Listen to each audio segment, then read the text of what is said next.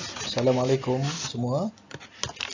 Kita sambung lagi pada unit 3, bab 3 berkenaan muamalat. Masih lagi dalam topik jual beli.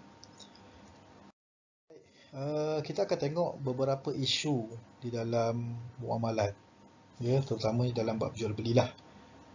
Pandangan daripada Yusuf Al-Qaradawi. Beliau meletakkan beberapa prinsip halal dan haram sesuatu perniagaan. Okey, yang pertama, beliau menyatakan prinsip asas adalah perkara-perkara yang dibenarkan. Okey, maknanya rukun, syarat, apa yang telah ditetapkan oleh Islam itu adalah prinsip asas.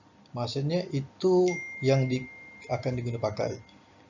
Maksudnya kalau Islam larang jual beli, kalau Islam larang riba, maka haramlah riba tersebut. Tak ada perubahan pun macam mana pun, walau macam mana pun.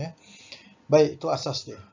Yang kedua, menentukan kebenaran atau dilarang adalah Allah Subhanahu Wa Taala.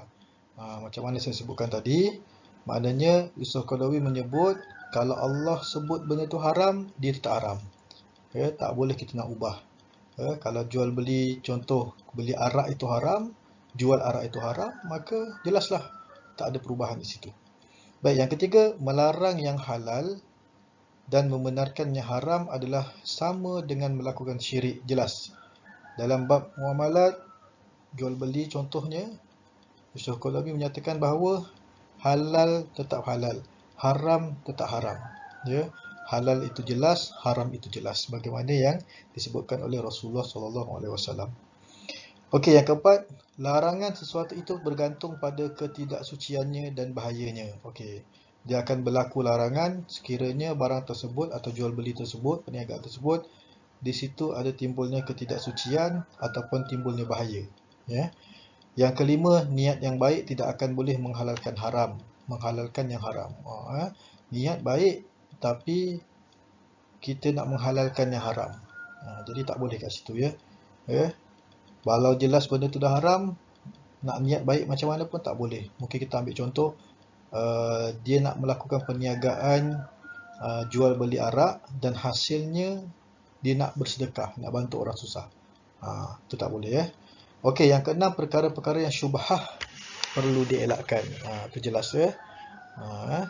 Syubhah ni maksudnya di situ ada perkara yang ragu-ragu. Ada keraguan pada jual beli tersebut, maka perlu dielakkan. Ya. Baik, itu isu-isu dalam muamalat yang dijelaskan oleh Yusuf Al-Qaradawi.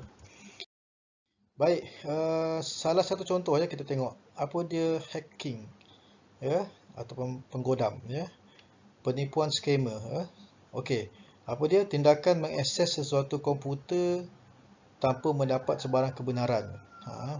Penggodaman kebiasaannya dilakukan oleh individu yang mempunyai kemahiran dan pengetahuan yang tinggi terhadap berkenaan dengan ilmu pengaturcaraan komputer yang membolehkan mereka untuk melakukan penggodaman dengan mencari di manakah titik kelemahan sesebuah komputer maupun perisian yang membolehkan baginya untuk menceroboh sistem keselamatan serta mengakses sistem tersebut.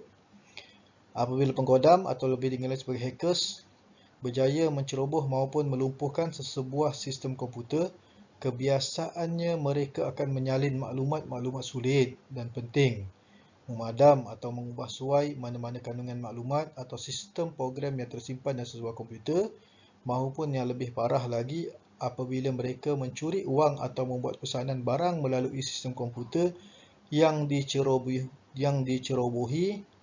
dan barang tersebut dihantar kepada mereka sendiri. Maksudnya ini penipuan scammer, ataupun lebih kita panggil, lebih kenali sebagai scammer. Ambil perisian orang, akses, lepas tu salah guna, ya, diceroboh. Baik, itu salah satu. Baik, salah satu daripada salah laku jual beli, ya, pemindahan wang secara haram, ya. Apa dia? Berlakunya pemindahan wang oleh orang yang tidak mempunyai kebenaran atau kuasa untuk mengakses ke dalam akaun pemilik perseorangan dan memindahkan sejumlah wang ke dalam akaun dirinya maupun akaun individu yang lain dengan niat untuk memiliki wang tersebut. Ia sering berlaku kepada pengguna-guna sistem perbankan elektronik dan ia berlaku sama ada berlakunya pencerobohan ke atas akaun mereka atau berlakunya pecah amanah atau khianat yang dilakukan oleh pihak yang bertanggungjawab. Itu kita namakan sebagai pemindahan wang secara haram. Kebiasaannya berlaku melalui contohnya sebagai online banking, ya. Dia lakukan pencerobohan dan dia transfer tanpa dapat persetujuan daripada pemilik akaun. Baik. Seterusnya, phishing. Phishing bermula pada tahun 1996 oleh penggodam-penggodam yang mencuri kata laluan dan akaun mereka online.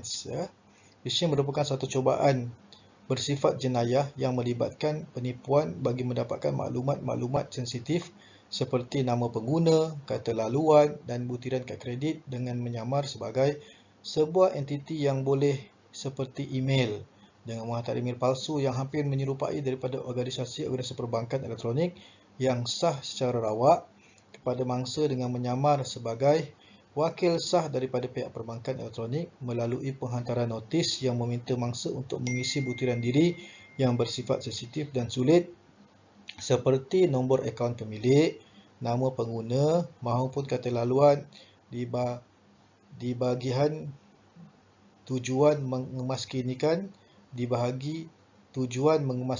akaun mahupun penyelenggaraan laman web pihak bank institusi kewangan terbabit. Ini biasa kita dapat panggilan daripada yang penipuan lah, ya, yang menyatakan dia wakil daripada pihak bank. Kadang-kadang untuk kita tukar nombor akaun, tukar nombor password, ini yang berlaku kepada kita sekarang. Jadi perbuatan tersebut dikira sebagai satu perbuatan yang salah, ya, haram di sisi Islam. Okey. Penipuan cyber. Penipuan cyber merujuk kepada penipuan yang berlaku dengan menggunakan instrumen komputer dalam menjalankan aktiviti jenayah dan berbeza dengan jenayah penipuan yang tidak menggunakan komputer. Ini menggunakan komputer jenayah tersebut. Seiring dengan kemajuan internet, pelbagai urusan perniagaan dan perdagangan mula beroperasi dengan kemunculan pelbagai laman-laman jualan atas talian serta pasar elektronik sama ada laman web maupun laman media sosial seperti Facebook. Pelbagai barangan diperdagangkan sama ada yang melibatkan nilai yang rendah sehingga melibatkan jutaan ringgit dan urusan perdagangan dijalankan sama ada pembeli melakukan pembayaran penuh maupun pembayaran deposit kepada penjual dan setelah itu pesanan mereka akan diproses dan dihantar mahukan dengan cara cash on delivery, COD, ya. Jadi itu penipuan cyber sekarang ni sangat-sangat berleluasa, terutamanya bila kita berhadapan dengan pandemik COVID-19 ni, ya. Banyak sangat isu dia. Okey. Itulah sedikit sebanyak berkenaan dengan penipuan cyber, kesalahan-kesalahan dalam urusan jual beli pada topik 3 yang kita akan tengok ni, ya. InsyaAllah mudah-mudahan apa yang disampaikan menambahkan sedikit pengetahuan pelajar sekalian. Sekian, terima kasih.